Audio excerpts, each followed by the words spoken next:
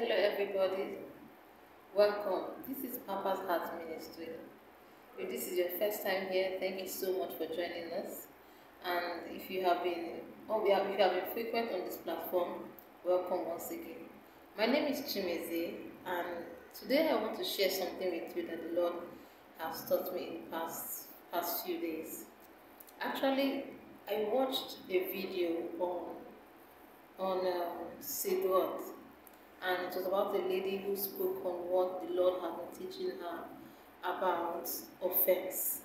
She talked about how the Lord took her to heaven and taught her about learning how to manage herself when it came to dealing with the enemy, not always putting on the shoes that shows that she is fighting, but to put on the shoes of, of, of worshiping in the place of victory.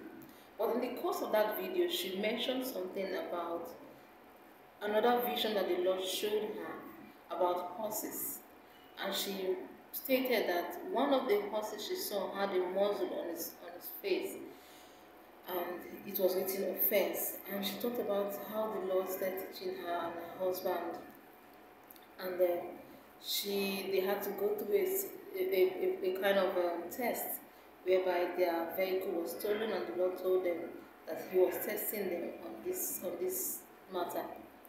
After I had watched it, I felt that the Lord started speaking to me about a particular client that I'm working with, and for some reason they have refused to pay, and they have taken more than 2 months, and they are still making requests for new orders. We have met them, had meetings, sent emails, had discussions, phone calls, and all that, but we are yet to get any detailed feedback from them. But as I came back from the office 2 nights ago, I was already upset about the situation because we had discussed it in the office. But when I got back home, I felt the Lord was saying to me, okay, actually what took place was I wanted to make dinner. And at the point of making dinner, the power went out. And immediately I said, Lord, I thank you because I know that you allowed this for a purpose. And then the Lord brought back to me this lady's video when she talked about offense. And I felt the Lord was trying to tell me, these people, I know they have done wrong. I know they have not responded the way that you want, but can you choose not to forgive? Just like the lady and the husband made up their mind. They said they chose not to take offense, rather not to forgive. They chose not to take offense. And so while I was trying to make dinner, I quickly said, Lord, forgive me for every way that I have taken offense on everything these people have done. I forgive them immediately. I didn't wait till I go back to my room to go on my knees right there before in the kitchen while I was making everything ready for dinner. I just started praying and I said, Lord, I am sorry. And I brought in my partner, my sister, and I said, every way that we have been offended on behalf of the company, Lord, and we are sorry, and we release these people. Whatever your decision is, yes, we have a pending project, something that was urgent that we actually need fund for within the next few days that has been pending, and we know without this fund we cannot achieve these things. So the more reason why we needed those funds to come in was because there was something urgent that we needed to take care of financially, and there was no way we could get the fund. So we asked the Holy Spirit, please forgive me. And then I went back into the sister's room and I began to speak to her. I said, this is what the Lord just put to me now. And I think we need to let go of these people. We need to forgive them. We need to give them the opportunity to, and pray for them, whatever the challenge is, so that the Lord can work out these things on our behalf. So we began to pray, and we just made a quick prayer, not something much. And we asked the Lord, please forgive us any way that we have taken offense at what they have done, and asked the Lord to quickly forgive us. And so we prayed about it. When we woke up at night again to pray, have quiet time with the Lord, we prayed about it, asking the Lord to just help them. And when they called from their office, we just told them, okay, whatever it is they needed to do, we are giving our word, we give our best. So practically we made up our mind, we are just going to honor the Lord in our actions towards our clients and not to let the offense determine our actions. So as at yesterday, While I was working in the office, I noticed that my sister called and said, I think we should pray. And so she hasn't called me like that before, so I knew it was something important. So we quickly just have private prayer, and that was it. Wasn't 20 minutes after we had done that, she called back and said she just got an alert in her account. I said, what? She said the money has been paid. I'm saying this thing has taken more than 2 months. What's going on? And she said the money has been paid. And so without the challenge and the situation that we needed to take care of within these few days, it was taken care of within an hour. We quickly went to the bank, sorted out all our payments, everybody with the manufacturers, everything was sorted out. I just want to share this with you because I want to encourage you, my brothers and sisters. Whenever the Lord speaks to you on a matter, take it seriously.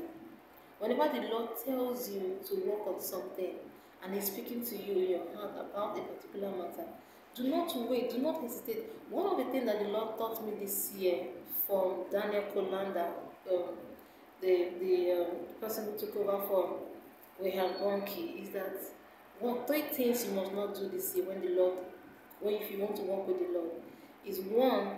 He said one of the things is you must not procrastinate when the Lord gives you an instruction or the Lord tells you to do something. And he said the second thing is do not negotiate with the Lord. Do not try to say, oh, maybe I should do it this way, or maybe I should do it that way. No. He said, do not negotiate. And thirdly, do not give excuses because you do not know what the next minute will bring forth. I just want to thank the Lord because He caused us to will and to do. I'm grateful that He could speak to our heart and I'm quick to obey. And I want to encourage you as well. The truth is, how these situations would have been sorted out, I can't start telling you all the things they were sorted out with those finances, but how they were sorted out, the truth is, I did not know how the solution was going to come from or whatever. I had no clue, but I am grateful to the Lord that once again, in walking in obedience and doing what He wants, I have seen the result of what He has brought forth. And so I want to encourage you, my friends.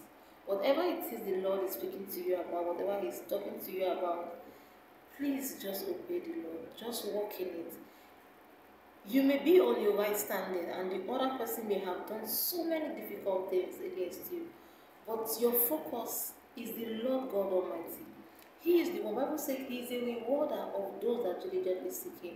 He is the one who will give you your own reward. It is not the other person. It is not the individual. Your own allegiance is to Him. You are the one. He is the one who. I say it this way: when Joseph was in Potiphar's house, it wasn't Potiphar or his wife he was serving. He was serving the Lord.